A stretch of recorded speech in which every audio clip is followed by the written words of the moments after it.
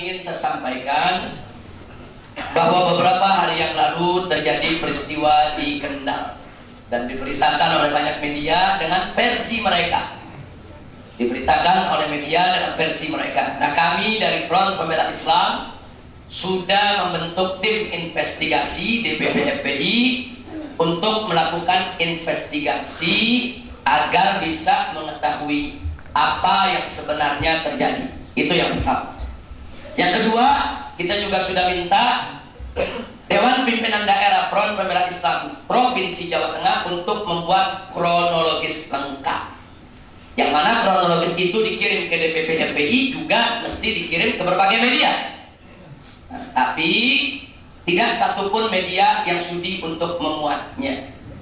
Nah, sebab kalau itu dimuat, kepentingan media, kepentingan pribadi media untuk memojokkan FPI itu menjadi tidak terwujud, saudara. Ini permainan media yang luar biasa. Tapi nggak apa-apa, walaupun tidak dimuat, yang penting mereka sudah laksanakan prosedur untuk membuat kronologis sebagai bentuk klarifikasi.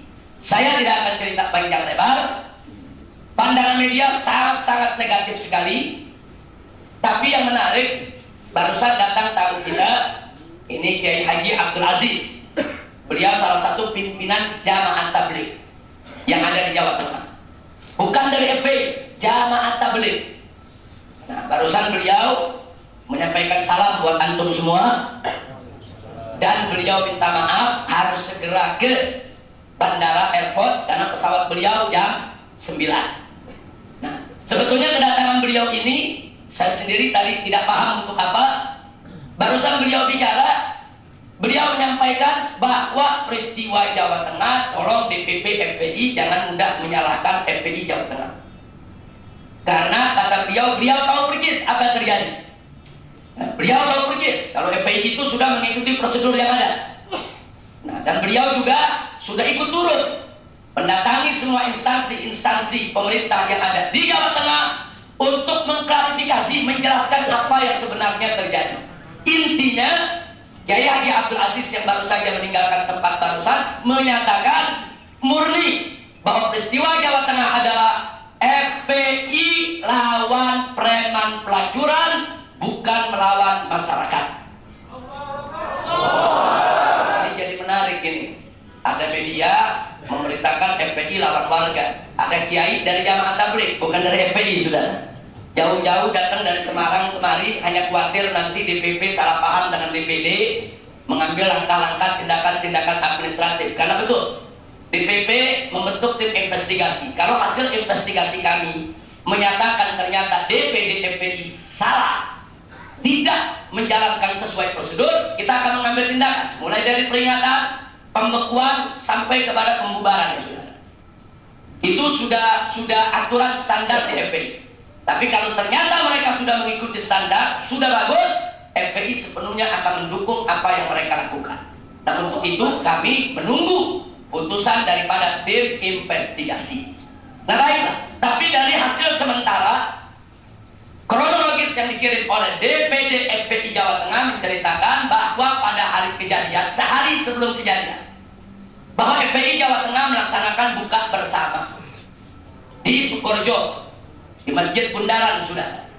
Nah, berdatanganlah FPI dari berbagai tempat ke tempat tersebut. Di antaranya ada satu rombongan terdiri dari 20 laskar FPI yang menuju ke lokasi melewati tempat pelacuran.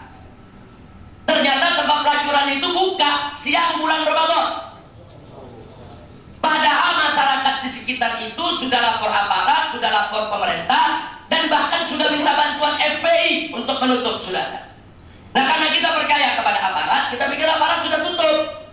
Ini menurut DPD FPI Jawa Tengah. Ternyata begitu liwat masih buka. Ini 20 orang langsung masuk ke lokasi pelacuran. Saudara minta tempat tersebut ditutup.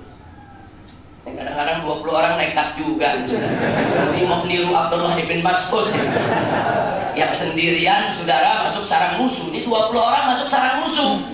Nah, akibatnya apa? 20 orang ini dikejar-kejar oleh preman yang ada di lokasi. Nah, ini jadi supaya kita tahu, saudara. Nah, akhirnya 20 orang ini sebagian luka, menyelamatkan diri, ikut buka bersama, tapi besoknya datang lagi, saudara. Kali ini datang dengan lebih besar lagi, 26 orang. Bukan 2000 orang, 26 orang. Tapi kali ini datang dengan Kapolres. Artinya melapor ke Kapolres, minta ditutup. Kapolres juga turun di lapangan, minta ditutup. Saudara, tidak ada bawa senjata, bukan bawa berat. Setelah nonton, diskusi di lapangan, akhirnya ditutup oleh Kapolres, saudara. Selesai ditutup, 26 orang ini balik. Ternyata baru balik beberapa ratus meter, mereka sudah dikepung oleh ratusan preman dengan berbagai macam senjata tajam. Salah satu mobil sewaan. Supirnya panik, karena bukan laskar FPI, orang lain. Panik, tancap gas. 7 orang ditubruk, sudah. Nah, akhirnya 7 luka, bawa ke rumah sakit, yang 1 meninggal dunia. Preman pun langsung memprovokasi masyarakat bahwa FPI membunuh warga. Nah, ini yang terjadi. Nah, akhirnya mobil-mobil FPI dihancurkan, dirusak, 26 orang melakukan perlawanan, mereka luka, tapi mereka berhasil menyelamatkan diri ke masjid terdekat, bertahan, sampai akhirnya mereka dievakuasi oleh polisi, dan kemudian mereka ditahan sementara oleh polisi, diperiksa sepanjang malam. Akhirnya yang 23 orang dilepas karena tidak ada kesalahan apapun. Yang 3 orang ditahan. Yang 1 yang ditahan itu ya supir yang nabrak. Jadi pasalnya bukan pasal perang, pasal kecelakaan lalu lintas. Yang 2 lagi ditahan karena kedapatan membawa senjata. Walaupun kecil, namanya tetap senjata, saudara. Senjata tajam. Nah, padahal FPI kemana-mana memang sudah tidak diizinkan untuk membawa senjata. Tapi karena yang 2 ini kedapatan bawa, yang kedua ditahan. Jadi mereka bertiga masih ditahan sampai saat ini, yang lain sudah pulang. Nah, sebetulnya peristiwanya hanya sebatas itu. Tapi sekarang kita lihat di televisi, FPI lawan warga, warga ngamuk, bakar mobil FPI, menghantam 26 laskar FPI. FPI dibenci oleh masyarakat. Tidak satu pun televisi menayangkan bagaimana ratusan preman membawa senjata tajam. Ada?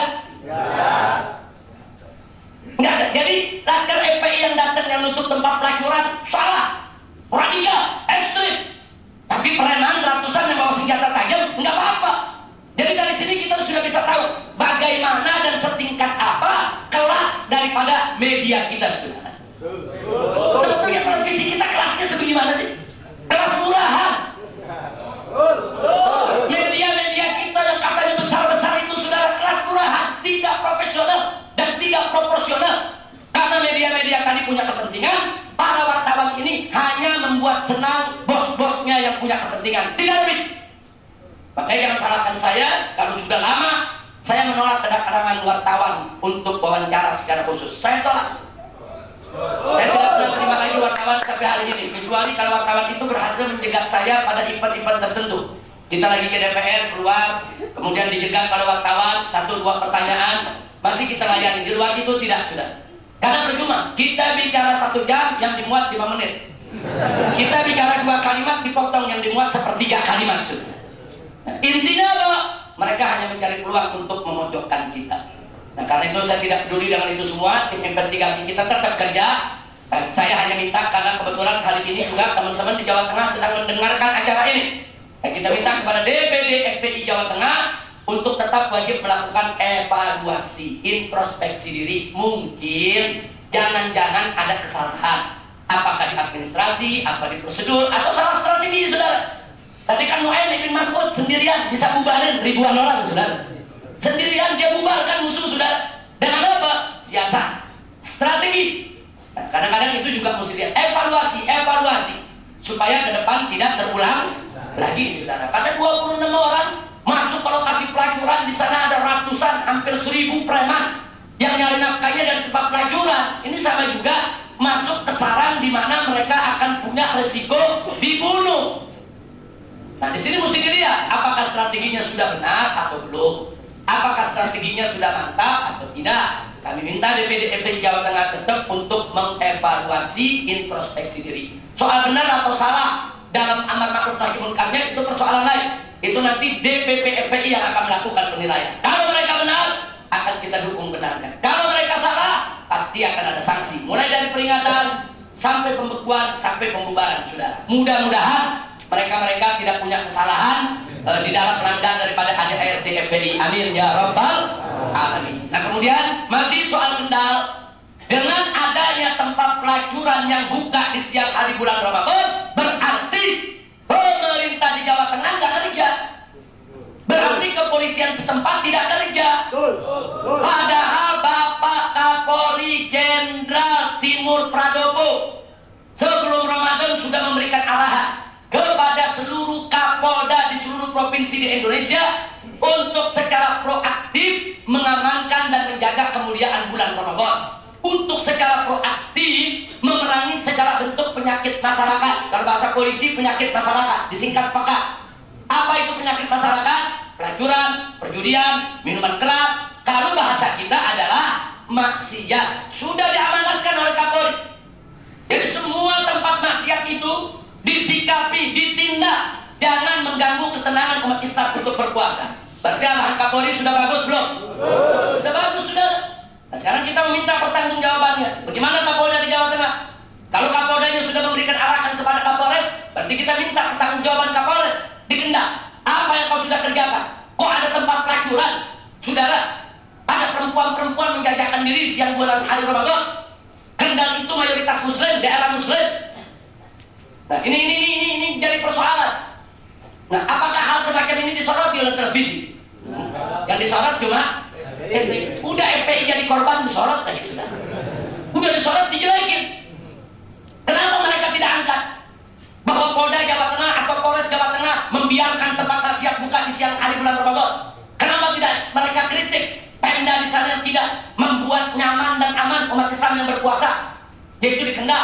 Kenapa mereka tidak kritik preman-preman tempat maksiat yang tetap buka, tidak menghormati umat Islam yang sedang berpuasa di bulan Ramadan? Kenapa mereka tidak kritik preman-preman yang membawa senjata tajam? Dan kenapa polisi tidak tangkap mereka? Justru FPI 26 yang ditangkap. Kenapa?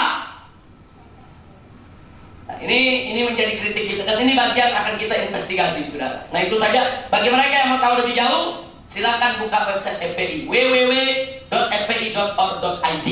Nah, kalau ada wartawan protes, Habib kalau begitu menghalangi informasi. Kalau nggak mau diwawancarai, berarti Habib ini menyembunyikan informasi dari wartawan. Saya tidak pernah menyembunyikan informasi. Anda mau informasi, buka website FPI, selesai. Kan wartawan bisa buka website FPI. Di sana kan ada pernyataan daripada pimpinan-pimpinan FPI. Silakan mereka kutip kalau mereka mau kutip. Kalau mereka tidak mau kutip, saya juga nggak mikirin kok, masa bodoh. Betul? Jadi kita jangan bergantunglah kepada wartawan-wartawan yang suka memusuhi umat Islam, sudah.